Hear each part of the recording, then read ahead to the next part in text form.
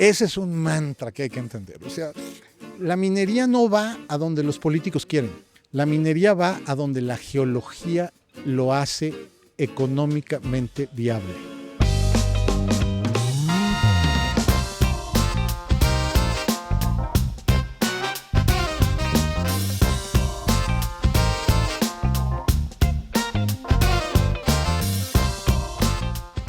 Bienvenidos a Minería 360, el espacio donde exploramos todos los ángulos de la industria minera en México.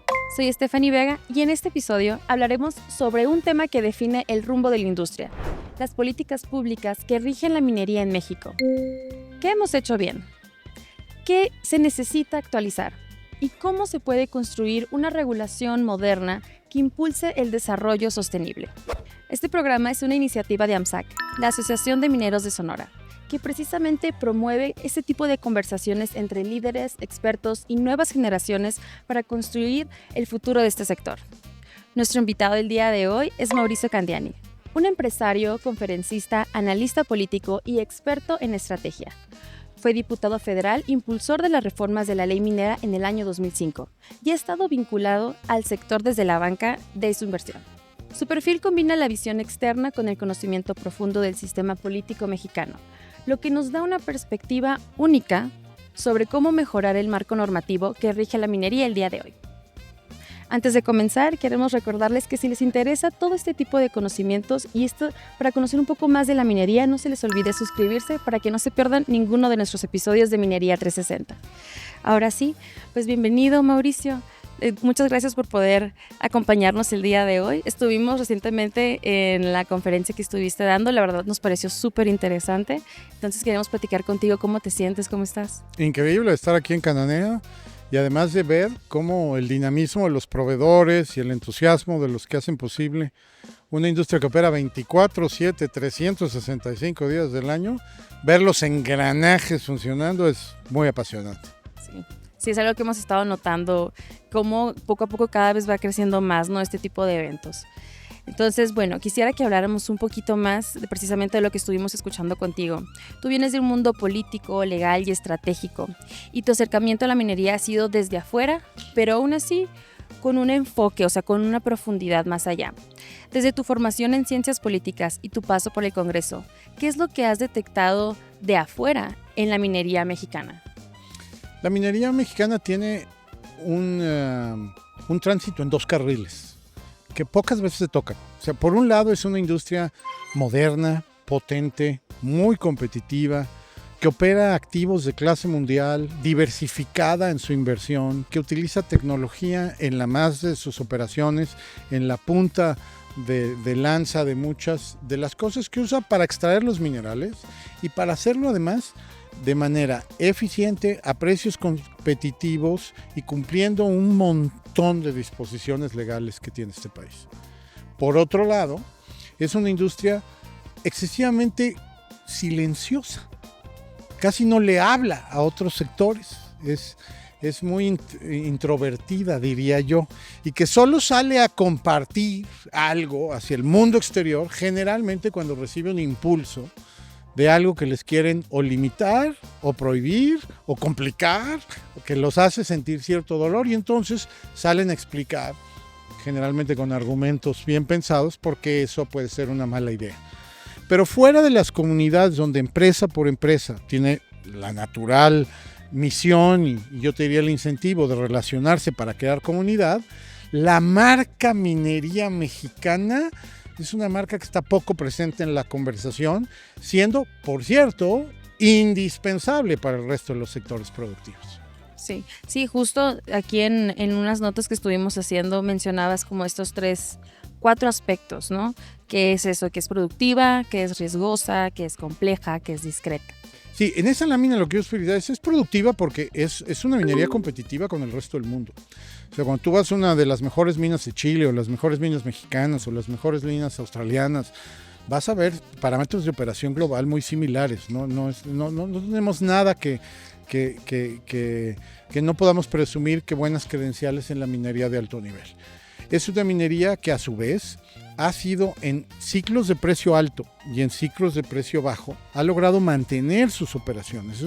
La minería se define en el mundo de la banca de inversión como una industria de control de costos perpetuos, porque no controlan el precio de su producto, lo que controlan es el costo de la operación y la forma en la que deciden invertir en un depósito que, por cierto, tampoco eligieron la ubicación. O sea, digamos, la geología es la que dicta dónde va a estar un depósito de clase mundial.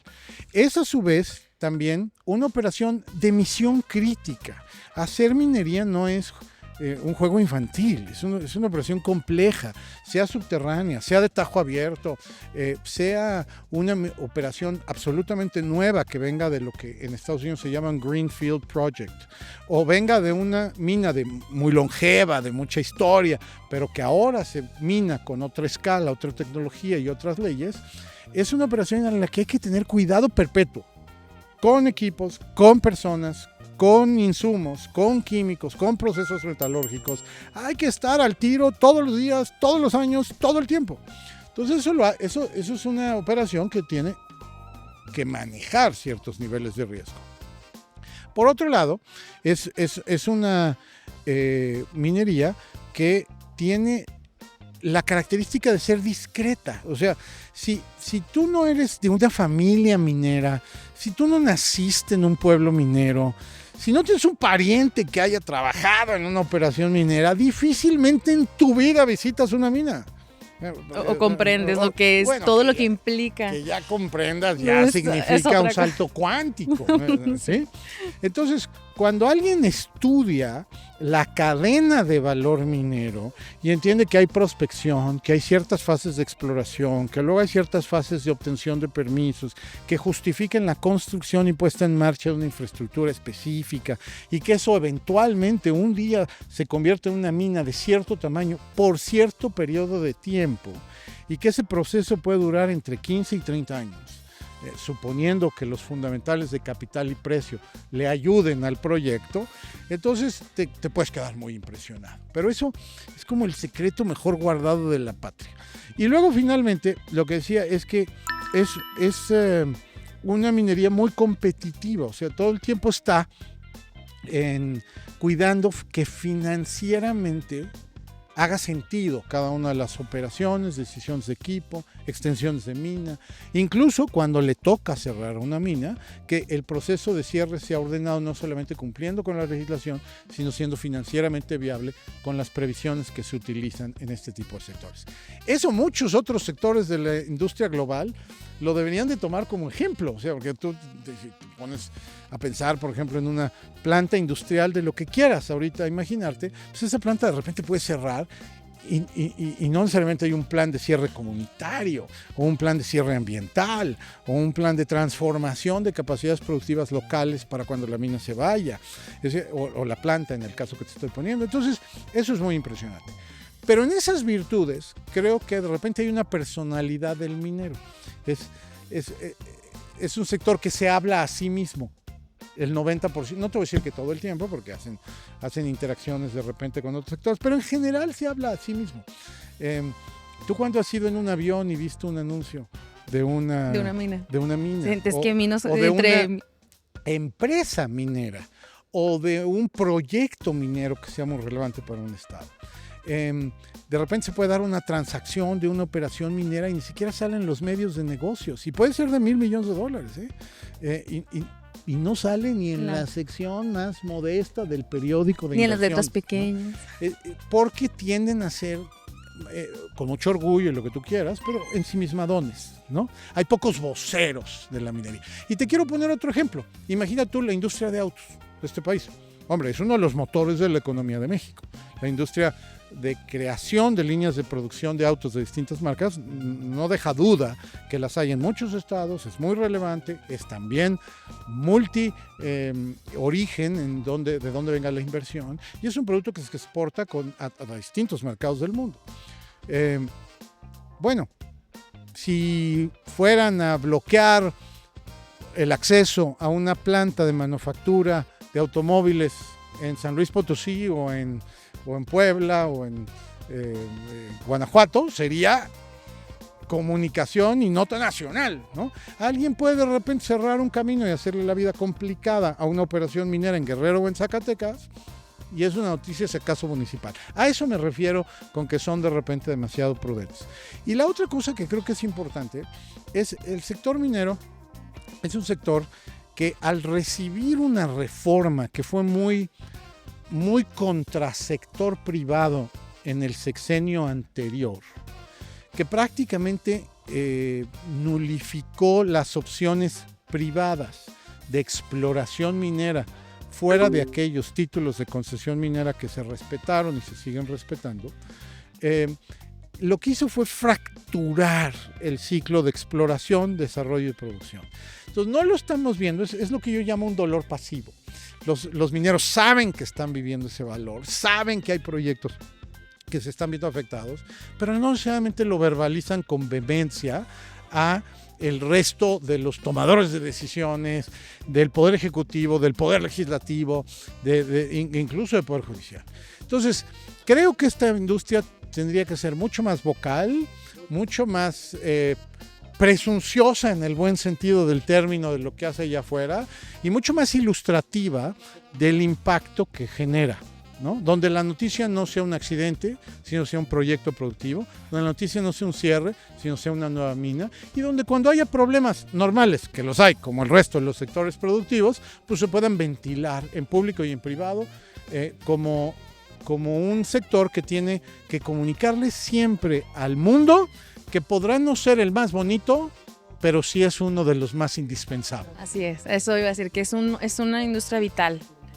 Y es cosa que pocos han ido como entendiendo, ¿no? Aprendiendo y aceptándolo, pero pues la minería es parte de todo. Sí. Es lo que hemos estado viendo. Y es parte del futuro, ¿eh? Porque la complejidad de uso de minerales en el portafolio energético, yo escucho en el país y fuera un orgullo enorme, por ejemplo, de los jóvenes por la electromovilidad. ¿Okay? Y no hay nada más cool en las zonas urbanas ahora de México. Creo que las zonas más alejadas todavía no ha llegado, pero digamos en las zonas urbanas, que manejar un coche híbrido, manejar un coche eléctrico y sentir que está siendo parte de esa transformación, del menor uso de combustibles fósiles y mayor uso de alternativas eléctricas para desplazarte. Cool. Ok. Detrás de esa electromovilidad hay un portafolio, depende qué estudio revises, entre 40 y 50 metales que son esenciales para la transformación de la electromovilidad y del portafolio de cómo consumimos electricidad en el mundo, energía limpia. Entonces, cada vez que vean un generador aéreo, cada vez que veas un coche eléctrico conectarse, cada vez que veas un panel solar, detrás de eso hay un mosaico muy complejo de minerales que lo hacen posible. Un coche eléctrico sin litio y cobre es impensable. Un aerogenerador sin acero, sin aleaciones específicas con molibdeno y demás, es impensable. Un panel solar sin silicio, sin aluminio, sin cobre, es impensable. Y además, este micrófono y esa pantalla digital que tienes, sin un portafolio de tierras raras, es inconcebible. Entonces, detrás de nuestro orgullo por reducir el consumo de combustibles fósiles y elevar la digitalización y la electromovilidad, está silenciosamente siendo presionada la minería para incrementar la producción de los metales en el mundo. Ok. O sea, de alguna manera siempre terminas, es todo lo que hay detrás, es el principio de la cadena. Es el principio de una de las cadenas más complejas de nuestra vida moderna como la conocemos. Ok. Bueno, continuemos un poquito hablando precisamente de eso del futuro, ¿no? Como te comenté, tuvimos la oportunidad de estarte escuchando en la conferencia. Hubo algo que nos llamó mucho la atención, fue esta frase que utilizaste, y quisiera que nos la explicaras un poquito más. Dice, la minería mexicana atrofió su futuro, pero no lo perdió. Correcto. La minería mexicana seguirá teniendo un potencial de futuro enorme porque nuestro territorio nacional fue beneficiado por ciertas condiciones geológicas que lo hacen susceptible de seguir encontrando y desarrollando y creciendo minas de relevancia regional y global, depende del tamaño. ¿no? Los metales ahí están, la Sierra Madre Oriental, la Sierra Madre Occidental, pues son parte del territorio, y en la convergencia de un montón de fenómenos geológicos que los geólogos te explicarán con mucho más precisión de lo que yo puedo hacer, puso a México en el panorama de los lugares que hace sentido siempre voltear a ver cuando quieres minar determinados minerales. Entonces en cobre, en oro, en zinc, en plomo, en hierro, en menor proporción en hierro, ahí vamos a estar en la conversación, ¿ok? No obstante, la reforma que aprobó la administración del presidente López Obrador es una reforma regresiva desde el punto de vista de las opciones que tenía el sector privado nacional y extranjero para participar en ella.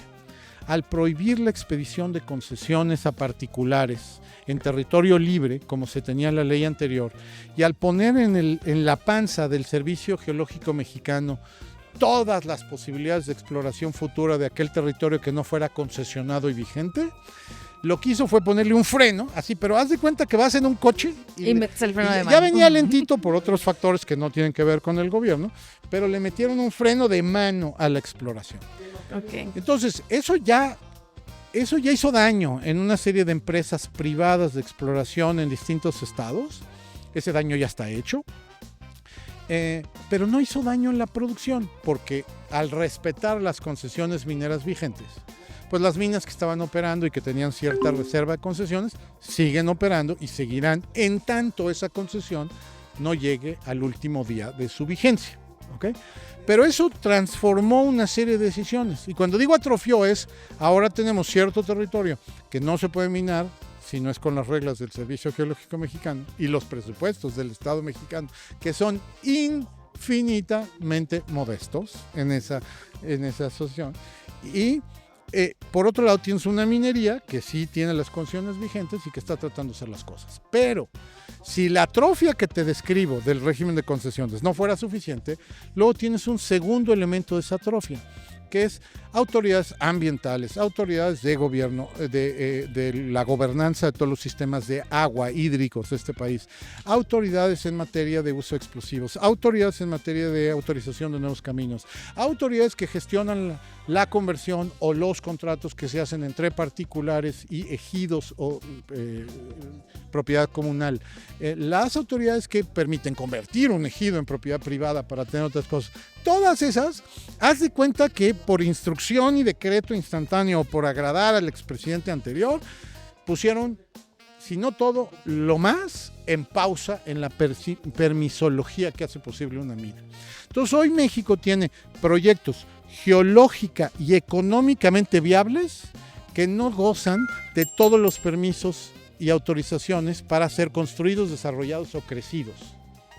Hoy tienes minas en operación que tienen proyectos de exploración alrededor de su mina en vida, ¿no? Siendo frenados porque les falta el permiso tal o no les han dado el permiso tal o les cuestionaron tal licencia o permiso. A eso me refiero con una minería atrofiada, o sea, eso, y por eso no lo podemos poner en blanco y negro, o sea, ni desapareció la minería, ni está en todo el potencial jurídico, político, social posible que deberíamos de tener. Está como ahí, es como un frankensteincito ahí medio raro. Entonces, ¿qué tenemos que hacer? Es uno, minar hasta el futuro, y lo que expliqué en mi plática es que yo sí veo que hay algunos halos de luz ahí que permiten ofrecer para los optimistas algo de esperanza, de que pudieran venir algunos ajustes, porque percibo una autoridad ahora en la administración de la presidenta Sheinbaum que tiene cambios en tres cosas. Uno, en su disposición a escuchar el sector. Dos, en su entendimiento de la indispensabilidad del sector. Y tres, en las posibilidades de, sin revertir las reformas que heredaron del sexenio anterior, pues por lo menos poder picar ciertos botones para liberar lo liberable, ¿ok? Ajustar ciertos permisos. Ajustar lo que está en su campo de autoridad. Entonces, creo que puede haber, tres cosas. Uno, en los reglamentos que están pendientes a la reforma triste, pero ya es reforma de la legislación minera anterior y la legislación de aguas nacionales y ciertos capítulos de la legislación ambiental, pues puede haber en ese reglamento nuevo que se tiene que expedir, una visión un poco más abierta que una visión excesivamente cerrada. Eso ayuda. ¿Resuelve? No, pero ayuda. Puede haber en el Congreso mexicano una reforma de tiro de precisión, una reforma quirúrgica, que no revierta necesariamente lo anterior, pero que sí permita abrir ciertos espacios que no limiten cosas que hoy están siendo limitadas y que pueden traer nueva inversión a México. Y 3, creo que en el portafolio de electricidad y energía hay en la reforma que ya pasó esta administración un potencial de aquellas cosas que ya están aprobadas, ya son norma, ¿no? En la posibilidad de tener autogeneración hasta 20 megawatts con un permiso, en la posibilidad de poner paneles solares en usuarios industriales o habitacionales hasta 0.75 megawatts sin permiso de la autoridad, más que cumpliendo ciertos requisitos con la CFE, en la posibilidad de participar en el mercado eléctrico mayorista que está repotenciado en este país. En todo eso puede haber oportunidades para las minas existentes en aprovechar y poder bajar el costo e incrementar la eficiencia de su portafolio eléctrico. Entonces, hombre, el mundo no es perfecto. La minería tiene mucho trabajo que hacer con las autoridades tienen mucho trabajo que hacer para este sector. Tienen que entender que la minería, aunque tenga voces radicalmente en contra, es imposible de desaparecer, es indeseable que desaparezca. Y que la discusión no es minería sí o minería no, la discusión es minería cómo, minería quién y minería en dónde. Ok, justo eso, esta última parte que mencionas de en dónde, ¿no? También es una de las frases claves que estuviste explicando. La ubicación, lo voy a citar si te parece bien, dice: la ubicación del yacimiento condiciona la localización de las operaciones. Correcto. Si hay un joven, un político, alguien nuevo en este mundo que nos esté escuchando, ese es un mantra que hay que entender. O sea, la minería no va a donde los políticos quieren. La minería va a donde la geología lo hace económicamente viable. Primero, la pericia humana para descubrir un yacimiento que haga sentido minar. Y segundo, el que los permisos y las condiciones de licencia social y la tecnología disponible en el momento, a un cierto nivel de precios prevalecientes en el mercado, haga sentido que ahí exista una mina. Entonces, de repente yo escucho esto de que un político de cualquier estado diga: no, es que a mí me gustaría que la mina estuviera en el norte del estado y no en el sur del estado. A mí me gustaría que estuviera allá donde nadie la ve y no aquí donde, híjole, pues a lo mejor la ve un poquito Juan de las Tunas que le molesta, ¿no? Bueno, pues le tengo una noticia. Así no es en el mundo. O sea, la mina va a donde va el depósito. El depósito lo puso la naturaleza ahí y lo descubrió la pericia humana. Entonces, si ese mantra lo entendemos, sociedad, gobernantes, comunidad, ONGs, personas pro minería e incluso personas que no simpaticen con la minería, podremos dar la conversación correcta. Porque escenario A y escenario B, ¿no? Queremos estar en una zona donde no hay minería. Pues no hay minería seguramente porque no ha habido descubrimientos mineros. Lo que podemos hacer es estimular un poco la exploración minera y con suerte encuentran una mina susceptible de ser explotada. Oye, acá ya hay muchas minas, no debería haber menos. Bueno, si hay muchas minas, seguramente es porque la geología le puso buenos yacimientos a esta zona. Entonces lo que debemos de llevar es infraestructura de carreteras, de seguridad, de electricidad, de almacenaje a esos lugares y por supuesto todo lo que conlleva el buen desarrollo social de una mina en esos puntos. Y cuando esa mina se agote, saber retirar, saber transformar, saber concluir de una manera socialmente responsable. Pero de eso ya está muy aprendido, hombre. La mina, aquel que crea que la mina es Blancanieves y los 7 enanos yendo a un hoyito ahí con pico y pala a sacar, no entiende nada. Es como si dijéramos que hoy la construcción de un barco es con madera y cuerdas y clavos de hierro, pues ya no es así, ya es otro mundo. Es otro. ¿Sí? Entonces el tomador de decisiones está obligado a conocer la minería más moderna y la minería está obligada a invitar a la opinión pública local y nacional a conocer su operación de manera transparente. Muy bien. Quiero dar este espacio precisamente para mencionar que este episodio es posible gracias al apoyo de Fresnillo, una de las principales compañías de metales preciosos en México, comprometida con operar de manera sostenible, proteger el medio ambiente y mantener relaciones responsables con las comunidades donde trabaja. Y Mauricio, ya pues para parte del cierre, antes de despedirnos, ¿hay algo más que quisieras? Por nuestra parte, yo te agradezco muchísimo todo tu experiencia, tu conocimiento, toda tu visión, que realmente compartimos mucho de lo que nos estabas explicando. Y pues para finalizar, quisiera preguntarte si hay algo más que quisieras agregar. Fíjate que sí, yo cada vez que voy a eventos gremiales del sector minero, oigo voces que dicen, necesitamos preparar profesionales para este sector, y tienen la boca llena de razón. O sea, la minería global necesita buenos geólogos, necesita buenos ingenieros metalurgistas, necesita buenos abogados especializados en medio ambiente, en derecho minero, en un chorro de permisos que son necesarios para esto. Necesita buenos gestores sociales, necesita por supuesto buenos ingenieros de mina, pero ¿sabes qué no oigo? Casi nunca o casi nunca, necesita buenos voceros, necesita un rebrandeo de la industria, necesita buenos comunicadores y necesita gente que pueda dar el debate donde se necesita, la explicación donde se lo permitan y la apertura donde se requiera. Si eso los líderes hoy, los veteranos de esta industria, lo asimilan y lo escuchan, entonces a esas generaciones que vienen, no que van a llegar, las que ya están en los mandos medios de las organizaciones, en los mandos medios de las asociaciones, además de prepararlos para que sean unos chipocludos con los químicos y con los metales y con el scoop trump y con la geología y el camino y la metalurgia y demás, tienen que prepararlos en enormes habilidades de comunicación.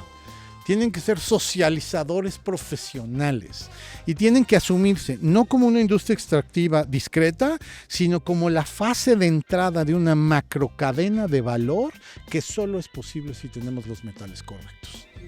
Cuando este sector lo dijera, los ricos y no ricos, y los listos y no listos, y los altos y los flacos, y los guapos y los feos, ¿no? Creo que es un sector que le va a hablar mucho más y mejor al resto de los mexicanos, que tienen que sentir también orgullo de ser un país que puede presumir mucha buena minería al mundo. Así lo he constatado. Yo no soy ingeniero de minas, yo soy un modesto politólogo con máster en dirección de empresas, pero que el camino de mis aventuras profesionales me ha permitido conocer algo de la minería mexicana, y te puedo decir una cosa y con esto termino. Nunca he ido a una mina que no me impresione su operación, su gente y el output que tiene.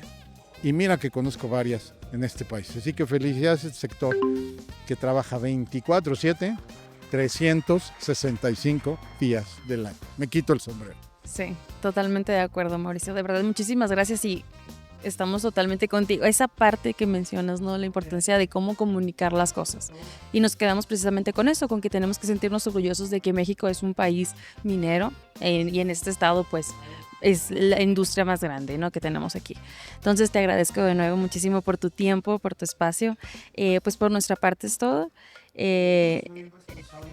Ya para finalizar, una vez más les recuerdo que si les interesa conocer más sobre ideas, líderes, estrategias que están transformando la minería en México, suscríbanse a Minería 360 y activen las notificaciones para no perderse ninguno de los próximos episodios.